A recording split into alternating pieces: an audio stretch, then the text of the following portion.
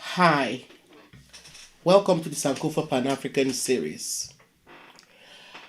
Sometime in the 1920s, a European miner stumbled on an ancient African civilization in the village of Nok that dates back to 1500 BC.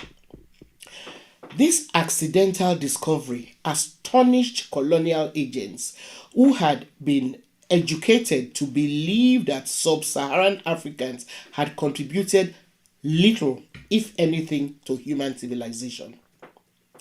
According to this Eurocentric worldview, sub Saharan Africa was in darkness until it came in contact with people from the Middle East and Europe. This fortuitous rediscovery of Nok civilization debunked and rendered this view untenable by calling for a more critical assessment of the African past and Eurocentric claims. So, what is Nok civilization and where did it come from? Please take a moment to support this series by clicking on your subscription and notification buttons. Thank you. Nok was an Iron Age civilization that was located within the Niger Benue Valley in what is today central and northern Nigeria. Modern descendants of this civilization are believed to speak Hayam in some historic Nok regions and now live in areas like Jos, Taruga, and Salmon Dukia areas, as well as Hausa speaking areas of Nigeria. Now, the Hausas are concentrated mainly in northern parts of Nigeria as well as the adjoining southeastern Niger Republic. They are also found in other countries including Cameroon, Ghana, Chad, Togo, Senegal, Cote d'Ivoire, the Sudan, Gabon, and etc. Culturally and historically, the Hausas are close to the Fulani, Songhai, Mande, and Tuareg, and other Nilo-Saharan groups. Hausa is also generally spoken by majority of non-Hausas in northern Nigeria and other countries across the northern areas of West Africa. Initially discovered in a village called Nok in northern Nigeria, Nok culture is the oldest civilization with evidence of iron smelting in the whole of West Africa.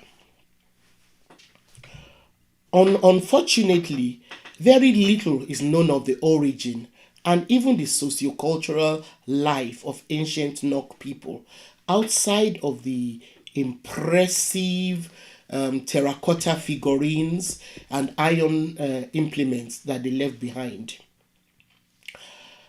However, based on the striking artworks and other archaeological remains found in the areas that have been excavated in the Nok, historians and other scholars have continued to be intrigued enough to continue to try and decipher who the ancient Nok people were, so that knowledge about them can take their rightful place in human history. Art historians have suggested that these Nok figures, may be images of deified ancestors or prominent individuals in the Nok society. But before delving into the artistic feat, achievement of the Nok culture, it is necessary to stress the importance of iron technology and its effects on the development of a of human civilization and history. Following the Neolithic revolution that led to the transformation of humans from hunter-gatherers to sedentary agriculturists, they needed to first develop farm implements in order to make cultivation of food easier.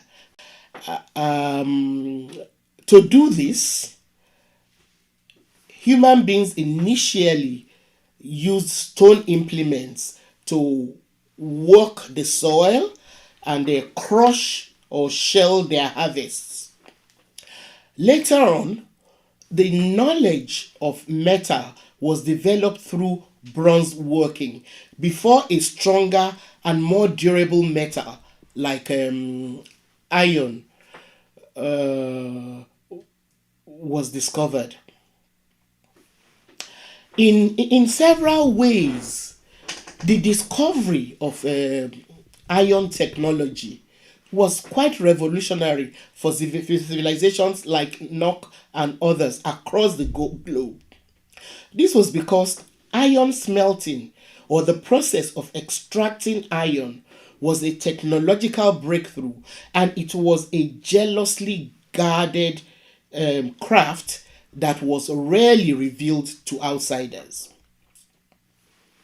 Some sources believe that for Nok, this feat was more remarkable because they believe that, unlike others, the Nok civilization leapfrogged, they jumped from the use of Herculean or stone tools to iron without passing through the Bronze Age like other parts of the world. The presence of iron technology must have revolutionized the Nok society and enabled the people to cultivate more lands to feed their people. It is believed that some of these agricultural surpluses were sold through the trans-Saharan trade routes in exchange for salt and other needed goods that were not readily available in their immediate environment.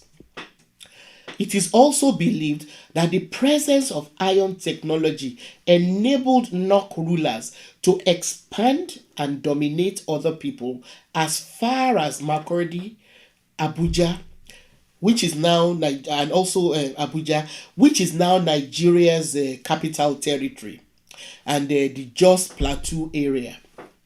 The expansion of the kingdom brought it in contact with other indigenous people across areas of modern Nigeria. Some scholars have even gone so far as to suggest that archaeological evidence point to the influence of Nok on Igbo civilization and Ife culture as well. And these are in southern Nigeria. The sophistication of Nok terracotta, arts, has also led some scholars to believe that an older, yet to be discovered tradition must have preceded Nok culture. Like I said earlier, it's been suggested that the Nok terracottas have some sort of affinity or relationship to later portrait arts, such as the Ife and those found in Igbo. It is this same kind of thinking which prompted historians like Fag to suggest that the Nok people may be the ancestors of most groups in present-day Nigeria. However, these claims have not been sufficiently proven. It is also, but it is what is inconceivable is the idea that the terracottas of the Nok culture were produced by a backward community. That idea is just totally nonsensical.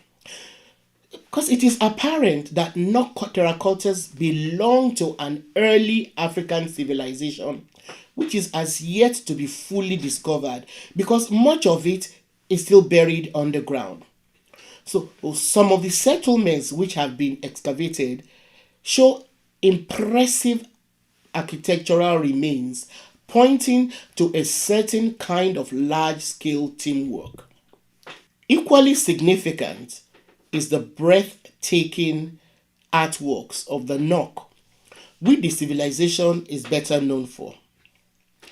Nok artworks comprise high quality terracotta pottery, iron axes, and stone tools.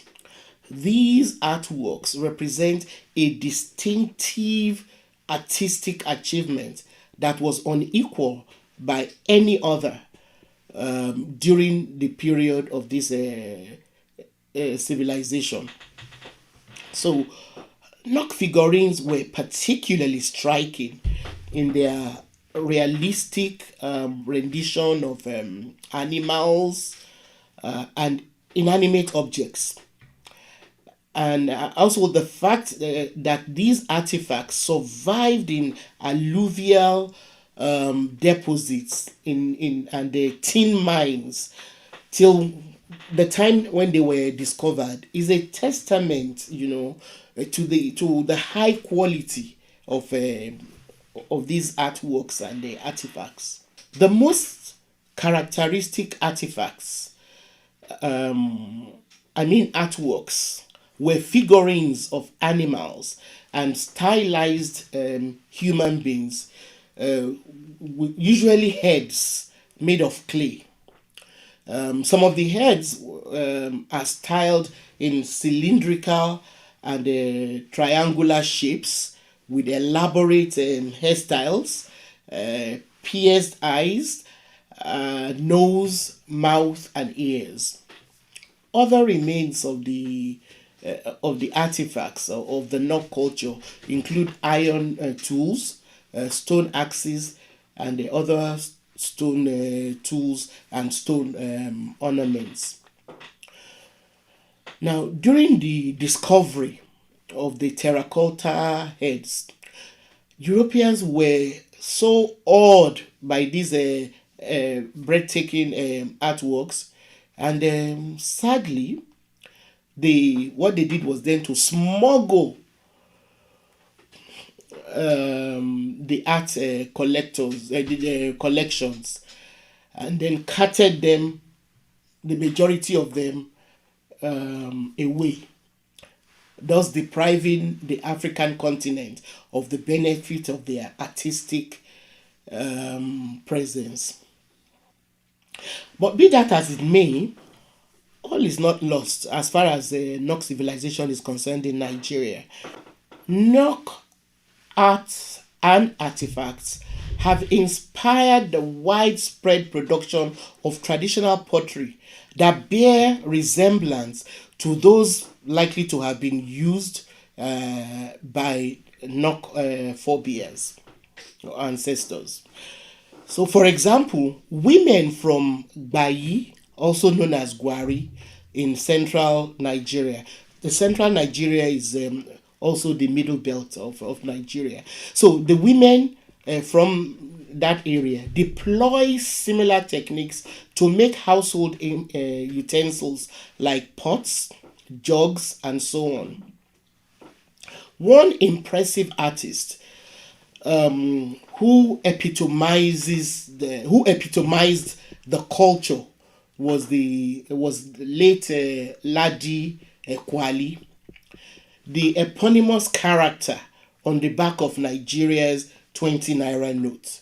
If you have a 20 naira note, if you are in Nigeria and you have a 20 naira note, please take note that the picture, the woman on the 20 naira note, is this incredible artist, Ladi Kwali. Though she had no formal education, Ladi Kwali learned how to make the randa, a large pot used for fetching water, the tulu, an ornamental pot used for religious festivals, casco, used as also used for storage, other kinds of pots and water jars, flasks, bowls, and cooking pots from traditional potters in north central Nigeria. She learned how to make all these various types of pots from traditional potters in northern Nigeria, and became very famous. Today, Wari potteries, also known as Abuja potteries, are highly sought after the world over. So the Nok civilization is still preserved through its artworks in private and public collections, as well as in museums across the globe. Efforts of eminent artists like the late Ladi Kwale and the Ladi Pottery Center in Abuja have helped perpetuate some of the skills that helped produce the Nok culture of old through training and exhibitions. Notwithstanding, more still needs to be done for Africans to get the financial and artistic credit for the original collection looted from the continent during the British occupation of Nigeria. European art collectors are morally bound, not just art collectors, all when meaning Europeans are morally bound to label and give proper credit to and to expedite the process for the repatriation of the stolen arts and artifacts to where they belong. Thank you very much for watching the Sankofa Pan-African series. Please continue to engage us on our community platform by sending your comments and questions. Also, remember that we may not always have the answers to all the questions asked, so please share your knowledge and information with us and others. And also, don't stop sharing our videos. And of course, we need you to continue telling your contacts about this channel. See you next time.